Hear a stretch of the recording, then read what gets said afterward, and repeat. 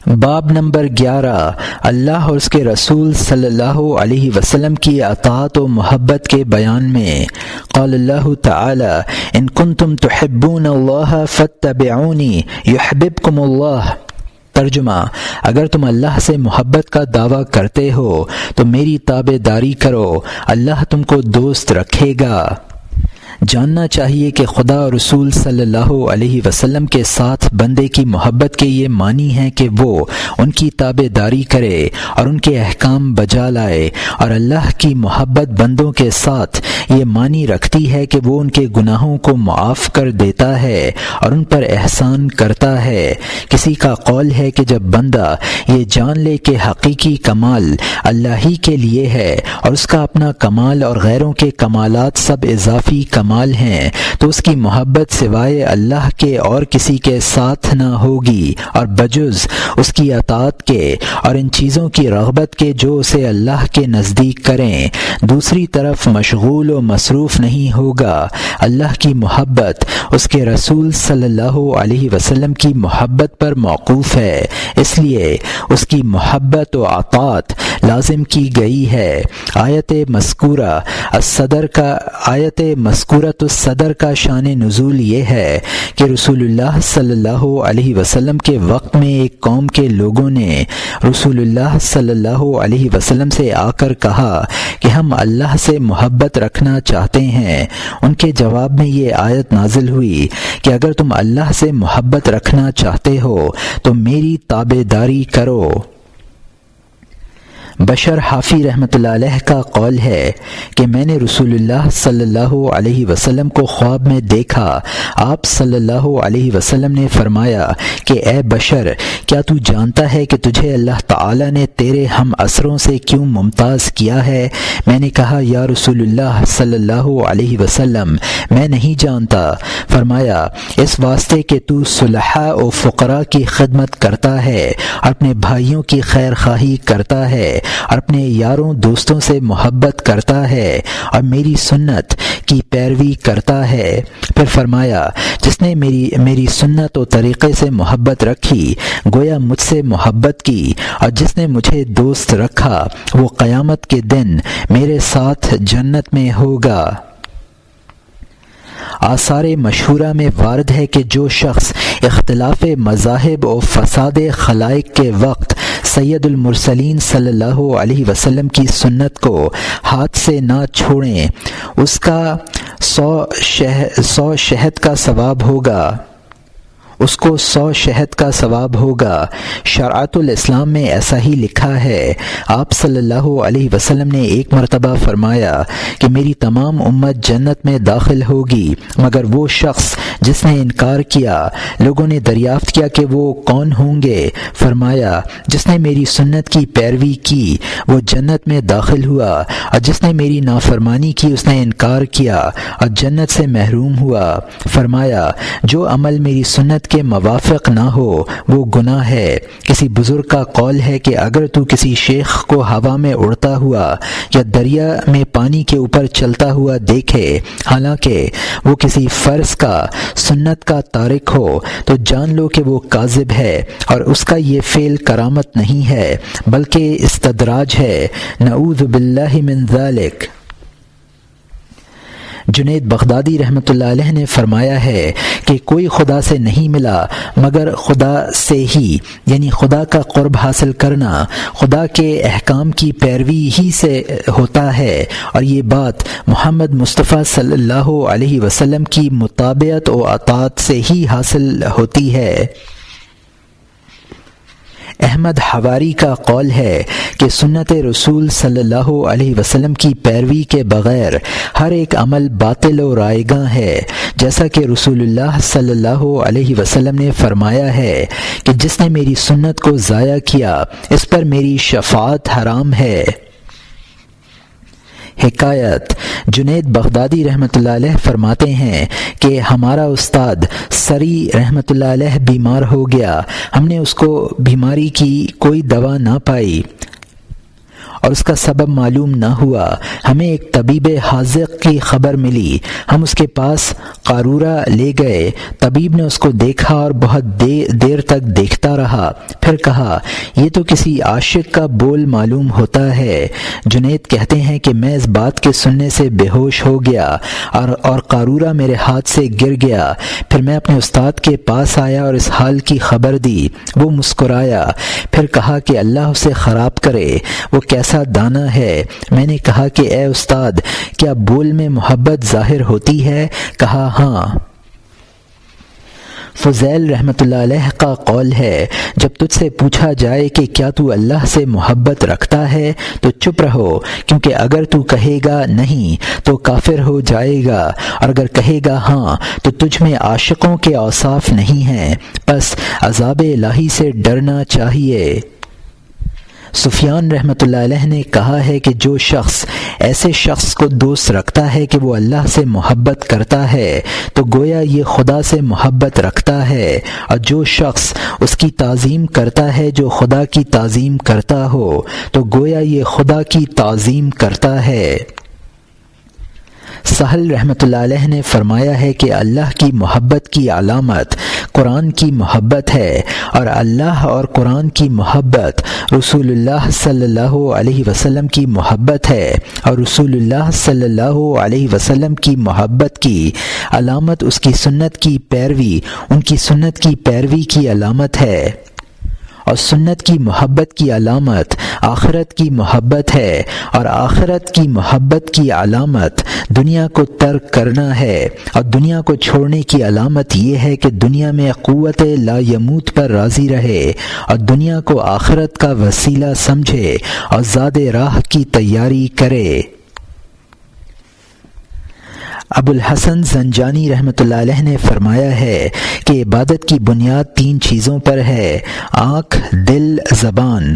آنکھ عبرت حاصل کرنے کے واسطے، اور دل غور و فکر اور تدبر کے واسطے، اور زبان صداقت قول، تسبیح اور ذکر کے واسطے، جیسا کہ اللہ تعالیٰ کا ارشاد ہے وَاذْكُرُوا اللَّهَ ذِكْرًا كَثِيرًا وَسَبِّحُوهُ بُكْرَةً وَأَصِيلًا۔ خدا کو بہت یاد کرو اور صبح و شام اس کی تسبیح و تقدیس کرو۔ حکایت ہے کہ عبداللہ رضی اللہ عنہ اور احمد بن حرب ہر دو کسی جگہ حاضر ہوئے۔ احمد بن حرب نے ایک گھاس کا تنکا توڑ لیا۔ عبداللہ نے اس کو کہا تجھ میں 5 خرابیاں آ گئیں۔ پہلا، تیرا دل اس کی وجہ سے خدا کی تسبیح سے غافل ہو گیا۔ دوسرا، اللہ کے ذکر سے غافل ہو کر دوسری طرف مشغول ہو گیا۔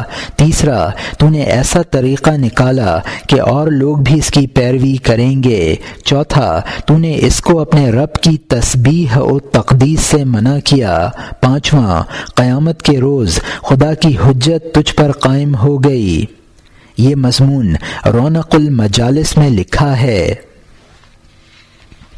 سری سقطی رحمۃ اللہ علیہ حکایت کرتے ہیں کہ میں نے جرجانی رحمۃ اللہ علیہ کو دیکھا کہ وہ سویق یعنی ستو پھانک کر گزارا کر لیتے اور روٹی وغیرہ کوئی چیز نہ کھاتے۔ میں نے کہا کہ آپ اور کوئی چیز کیوں نہیں کھاتے؟ فرمایا روٹی کھانے اور ستو پھانکنے میں 90 تسبیح کا فرق پڑ جاتا ہے، اس واسطے 40 سال سے میں نے روٹی کھانا چھوڑ دیا ہے۔ سہل رحمۃ اللہ علیہ بن عبداللہ 15 دن میں ایک بار کھایا کرتے، اور جب رمضان آتا تو اس میں صرف ایک لقمے پر گزارا کرتے، اور بعض اوقات 70 دن تک کچھ نہ کھاتے، بلکہ جب کھا لیتے تو کمزور ہو جاتے اور جب بھوکے رہتے تو طاقتور رہتے۔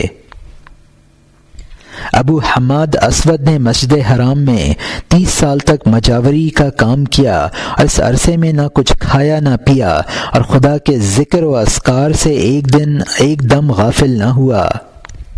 حکایت ہے کہ عمر بن عبید رحمۃ اللہ علیہ اپنے گھر سے نہ نکلا کرتے مگر 3 چیزوں کے واسطے: پہلا نماز باجماعت کے واسطے، دوسرا بیمار کی بیمار پرسی کے واسطے، تیسرا جنازے پر حاضر ہونے کے لیے، اور کہا کرتے تھے کہ میں لوگوں کو دیکھتا ہوں کہ چوری کرتے ہیں، راستہ لوٹتے ہیں اور بیہودہ عمر ضائع کرتے ہیں، حالانکہ عمر ایک جوہر نفیس ہے جس کی قیمت حساب سے باہر ہے۔ بس انسان کو چاہیے کہ اس سے ایک ایسا خزانہ یعنی اعمال کا خزانہ پیدا کرے جو آخرت میں کام آئے، اور جان لو کہ طالب آخرت کے لیے دنیا میں زہد و ریاضت ضروری ہے تاکہ اس کی تمام ہمت یکسو ہو جائے اور ظاہر و باطن یکساں ہو جائے۔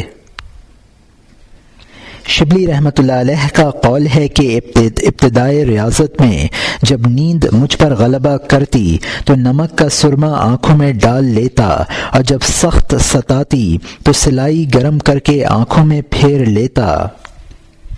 ابراہیم رحمۃ اللہ علیہ بن حاکم حکایت کرتے ہیں کہ میرے باپ کو جب نیند آتی تو دریا میں داخل ہو جاتے اور تسبیح و تذکیر میں مشغول ہو جاتے، پس دریا کی مچھلیاں جمع ہو جاتیں اور ان کے ساتھ تسبیح و تقدیس میں شریک ہو جاتیں۔ حکایت ہے کہ وہب بن منبہ رحمۃ اللہ علیہ نے خدا سے دعا مانگی کہ رات کے وقت اسے نیند نہ ستایا کرے، بس 40 سال اس کو نیند نہ آئی۔ حسن الحلاج رحمۃ اللہ علیہ نے اپنے آپ کو ٹخنوں سے لے کر گھٹنوں تک 13 بندھوں سے جکڑا ہوا تھا، اور باوصف اس کے ہر رات و دن میں 1000 رکعت ادا کرتے تھے۔ جنید رحمۃ اللہ علیہ ابتدائی حال میں بازار جاتے اور اپنی دکان کھول کر اس میں داخل ہو جاتے اور پردہ لٹکا لیتے اور 400 رکعت پڑھتے، پھر اپنے گھر چلے جاتے۔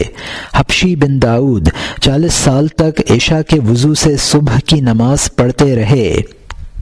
بس مومن کو چاہیے کہ ہمیشہ طہارت سے رہے، جب وضو ٹوٹ جائے تو کر لے اور 2 رکعت نماز پڑھ لے، اور جہاں بیٹھے قبلہ رخ ہو کر بیٹھے اور دل میں یہ تصور کرے کہ وہ رسول اللہ صلی اللہ علیہ وسلم کے سامنے بیٹھا ہوا ہے، تاکہ مجاہدہ اور ریاضت و آداب کا عادی ہو جائے، لوگوں کی تکالیف کو برداشت کرے اور عاصی اور موذی کا مقابلہ نہ کرے، بلکہ اس کے حق میں استغفار مانگے اور اپنے اعمال پر غرور نہ کرے اور خود پسندی کی عادت نہ ڈالے، کیونکہ خود پسندی شیطان کی صفت ہے۔ اپنے نفس کو حقارت کی آنکھ سے دیکھے اور نیکوکاروں اور پرہیزگاروں کو عزت و توقیر کی آنکھ سے دیکھے، کیونکہ جو شخص صالحین کی عزت نہیں کرتا اللہ اس کو ان کی صحبت سے محروم رکھتا ہے، اور جو شخص اطاعت و عبادت کی عزت نہیں کرتا اس کے دل سے اس کی حلاوت و لذت نکل جاتی ہے۔ فضیل بن عیاض رحمۃ اللہ علیہ سے سوال کیا گیا کہ انسان صالح کب ہوتا ہے؟ کہا جب اس کی نیت نیک ہو اور اس کے دل میں خوف خدا ہو، راست گو ہو اور اس کے ہر ایک اعضاء سے نیک کام ہوتے ہوں۔ اللہ تعالیٰ نے معراج کی حالت میں رسول اللہ صلی اللہ علیہ وسلم سے فرمایا تھا کہ اے احمد، اگر تو چاہتا ہے کہ سب سے زیادہ پرہیزگار ہو جائے تو دنیا میں زہد اختیار کر اور آخرت کی طرف راغب ہو۔ رسول اللہ صلی اللہ علیہ وسلم نے پوچھا، یا الہی زہد کس طرح کروں؟ فرمایا، دنیا سے کھانے پینے اور پہننے کے واسطے بقدر ضرورت اختیار کر، اور کل کے واسطے ذخیرہ نہ کر، اور ہمیشہ میرا ذکر کر۔ پوچھا، یا الہی تیرے ذکر پر مداومت کس طرح کروں؟ کہا کہ لوگوں سے الگ رہ اور نیند کو نماز اور بھوک کو طعام بنا لے، یعنی اکثر نماز پڑھا کر اور بھوکا رہا کر۔ رسول اللہ صلی اللہ علیہ وسلم نے فرمایا ہے، دنیا کو ترک کرنا اور خواہشات کو کم کرنا جسم و جان کو خوش کرتا ہے، اور دنیا کو جمع کرنا اور خواہشات کا بڑھانا غم و رنج کو زیادہ کرتا ہے۔ دنیا کی محبت تمام گناہوں کی بنیاد ہے، اور دنیا کو چھوڑنا تمام نیکیوں کی جڑ ہے۔ حکایت: ایک صاحب دل لوگوں کی جماعت کے پاس سے گزرا۔ کیا دیکھتا ہے کہ ایک طبیب لوگوں کو دوائیں بتلا رہا ہے اور امراض کی تشخیص کر کے لوگوں کا معالجہ کر رہا ہے۔ اس نے کہا کہ اے جسموں کے علاج کرنے والے، کیا تو دلوں کا علاج بھی جانتا ہے؟ طبیب نے کہا ہاں، اس کا علاج ہے گریہ وزاری، بدرگاہ باری، اور رات دن رونا و گڑ گڑانا، اور عبادت و اطاعت میں مصروف رہنا، اور اپنی لغزشوں و گناہوں سے تائب ہونا۔ صاحب دل اس کے سننے سے چلایا اور زار و زار رویا اور کہا کہ تو بہت اچھا طبیب ہے، تو نے میرے دل کا علاج پا لیا۔ طبیب نے کہا یہی علاج ہے اس کا کہ تو دل سے توبہ کرے اور سچے دل سے توبہ قبول کرنے والے کی طرف متوجہ ہو۔ حکایت: ایک شخص نے غلام خریدا۔ غلام نے کہا کہ اے آقا، میں تجھ سے 3 شرطیں کرتا ہوں۔ پہلا یہ کہ جب نماز فرض کا وقت آ جائے تو اس کے ادا کرنے سے مجھے منع نہ کرنا۔ دوسرا یہ کہ صبح کے وقت سارا دن جو چاہے مجھ سے کام لے، لیکن رات کے وقت میں کوئی کام نہ کروں۔ تیسرا یہ کہ مجھے اپنے مکان میں ایک کمرہ ایسا دے دے کہ اس میں کوئی میرے پاس نہ آیا کرے۔ مالک نے کہا بہت اچھا۔ پھر مالک نے کہا کہ اس مکان میں کوئی حجرہ اپنے واسطے پسند کر لے۔ غلام نے اس میں ایک خراب جیسا کمرہ پایا، کہا کہ میں اس کو پسند کرتا ہوں۔ مالک نے کہا کہ تو خراب کمرہ کیوں پسند کرتا ہے؟ کہا کہ تو نہیں جانتا، خراب اللہ کے ساتھ باغ ہو جاتا ہے۔ بس دن کے وقت اپنے مالک کی خدمت کرتا اور رات کے وقت اللہ تعالی کی عبادت اور ذکر و تسبیح میں مصروف ہو جاتا۔ ایک دفعہ کا ذکر ہے کہ اس کا آقا گھر کے گرد پھرتا ہوا غلام کے حجرے کے پاس پہنچ گیا۔ کیا دیکھتا ہے کہ حجرہ جگمگ جگمگ کر رہا ہے اور غلام سجدے میں پڑا ہوا ہے اور اس کے سر پر آسمان اور زمین کے درمیان نور کی قندیلیں لٹک رہی ہیں، اور غلام خدا کے سامنے گڑ گڑا رہا ہے اور کہتا ہے کہ یا الہی، تو نے مجھ پر میرے آقا کی خدمت واجب کر دی ہے۔ دن کے وقت میں اس کی خدمت کرتا رہتا ہوں، اگر یہ نہ ہوتی تو میں رات اور دن تیری خدمت سے فارغ نہ ہوتا، اس لیے یا الہی مجھے معاف رکھ اور میرا عذر قبول کیجیے گا۔ وہ یہ کہہ رہا تھا اور اس کا آقا یہ حال دیکھ رہا تھا، یہاں تک کہ صبح ہو گئی اور قندیلیں واپس چلی گئیں اور کمرے کی چھت مل گئی۔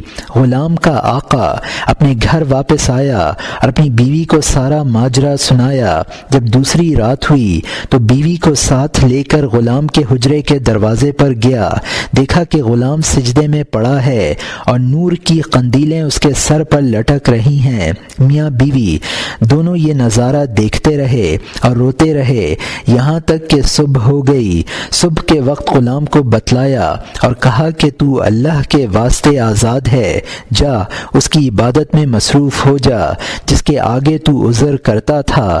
غلام نے کہا بھید ظاہر ہو گیا، ہر 2 ہاتھ آسمان کی طرف اٹھائے اور کہا یا صاحب السر ان السر قد ظہر ولا ارید حیاتی بعد ما اشتہر۔ اے رازوں کے جاننے والے، راز تو ظاہر ہو گیا، اب اس حالت میں میں زندہ نہیں رہنا چاہتا، بس گر پڑا اور مر گیا۔ دیکھو صالحین و عاشقین و طالبین الہی کی یہ کیفیت ہوتی ہے۔ زہر الریاض میں مشکور ہے کہ موسیٰ علیہ السلام کا ایک وفادار اور غمخوار دوست تھا۔ ایک دن اس نے کہا کہ اے موسیٰ علیہ السلام، اللہ سے دعا کرو کہ مجھ کو اپنی کمال معرفت عطا کرے۔ موسیٰ علیہ السلام نے دعا کی، وہ مقبول ہو گئی۔ وہ جنگلوں میں نکل گیا اور وحشی جانوروں کے ساتھ رہنے لگا اور موسیٰ علیہ السلام سے الگ ہو گیا۔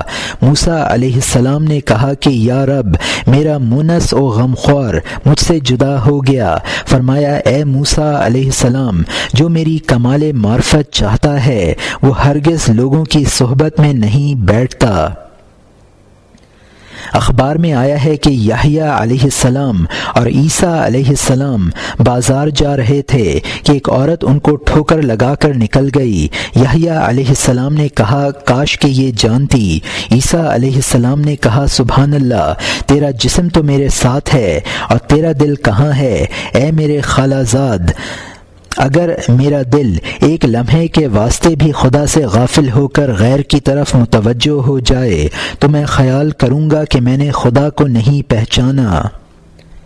کسی نے کہا ہے کہ سچی معرفت یہ ہے کہ دنیا و آخرت ترک کی جائے اور محض اپنے مولا کا ہو رہے اور محبت کی شراب سے ہمیشہ مخمور رہے اور کسی حالت میں ہوش میں نہ آئے مگر دیدار الہی کے وقت